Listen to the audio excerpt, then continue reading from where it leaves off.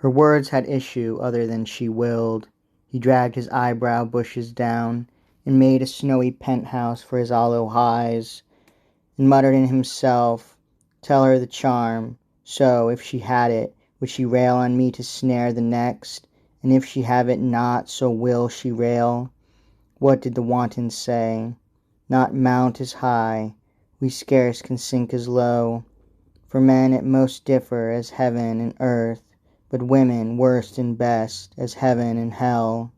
I know the Table Round, my friends of old, all brave and many generous, and some chaste. She cloaks the scar of some repulse with lies.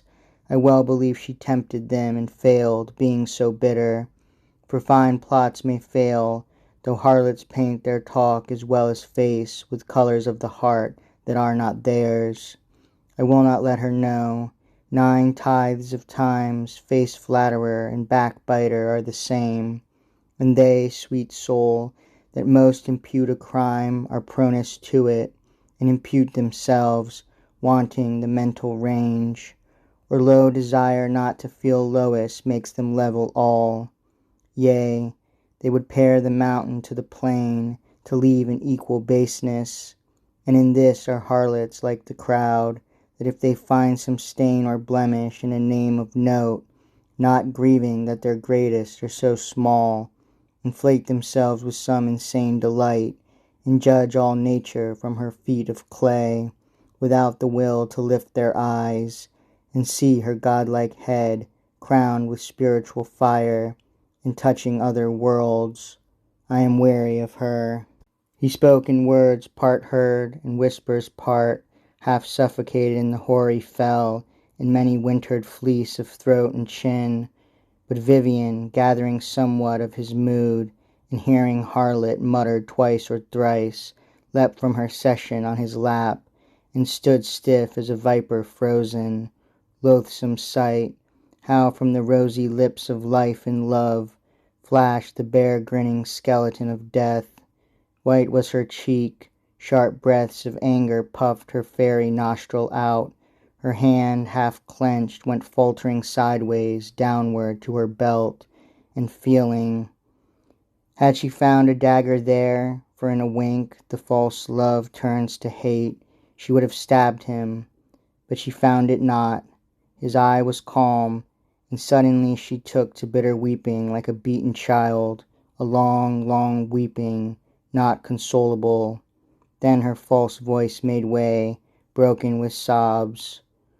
O crueller than was ever told in tale or sung in song, O vainly lavish love, O cruel, there was nothing wild or strange or seeming shameful, for what shame in love, so love be true, and not as yours is. Nothing poor Vivien had not done to win his trust, who called her what he called her, all her crime, all, the wish to prove him wholly hers.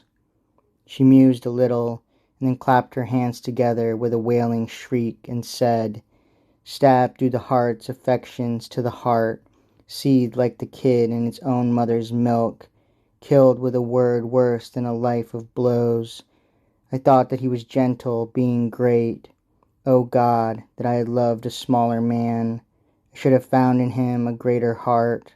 O I, that flattering my true passion, saw the knights, the court, the king, dark in your light, who love to make men darker than they are, because of that high pleasure which I had to seat you sole upon my pedestal of worship. I am answered, and henceforth the course of life that seems so flowery to me, with you for guide and master, only you, becomes the sea-cliff pathway broken short, and ending in a ruin, nothing left, but into some low cave to crawl, and there, if the wolf spare me, weep my life away, killed with unutterable unkindliness." She paused, she turned away, she hung her head. The snake of gold slid from her hair, the braid slipped and uncoiled itself. She wept afresh, and the dark wood grew darker toward the storm and silence, while his anger slowly died within him, till he let his wisdom go for ease of heart, and half believed her true. called her to shelter in the hollow oak, come from the storm, and having no reply, gazed at the heaving shoulder, and the face hand hidden, as for utmost grief or shame. Then thrice essayed by tenderest touching terms to sleek her ruffled peace of mind, in vain.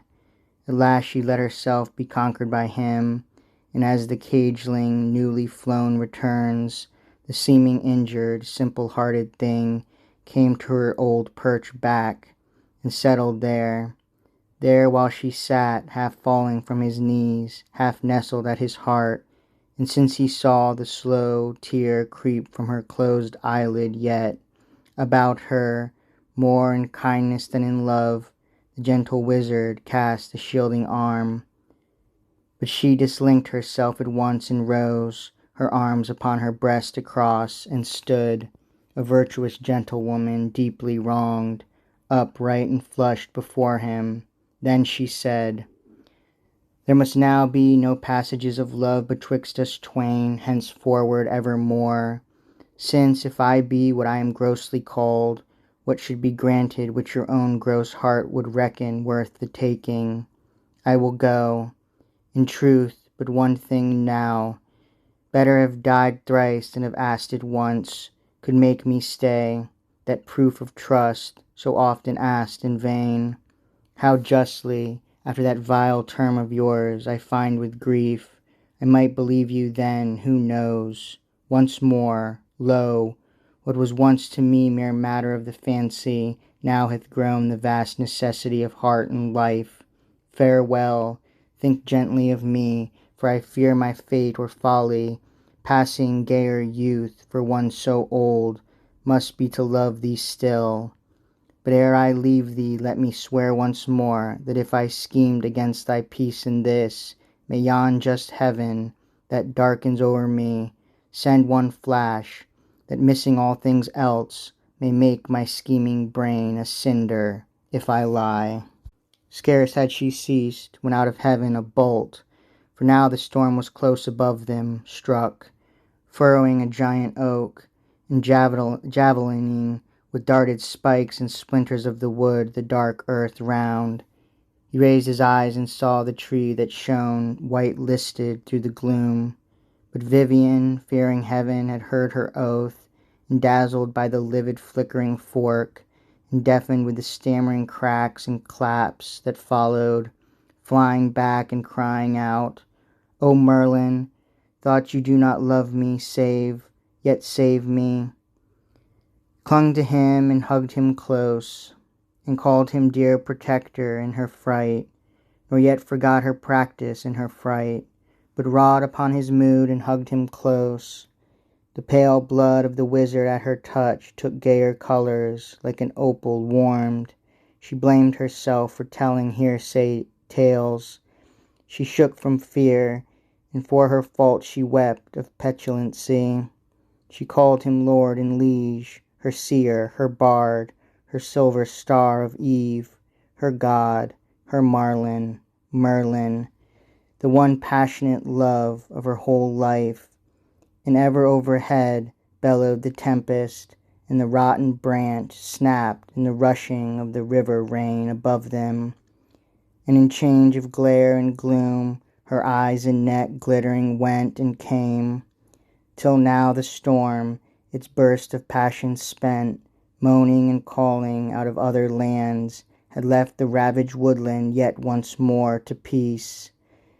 And what should not have been had been, for Merlin, overtalked and overworn, had yielded, told her all the charm, and slept. Then in one moment she put forth the charm of woven paces and of waving hands, and in the hollow oak he lay as dead, and lost to life and use and name and fame. Then crying, "I have made his glory mine," and shrieking out, "O fool!" the harlot leapt adown the forest, and the thicket closed behind her, and the forest echoed, "Fool!"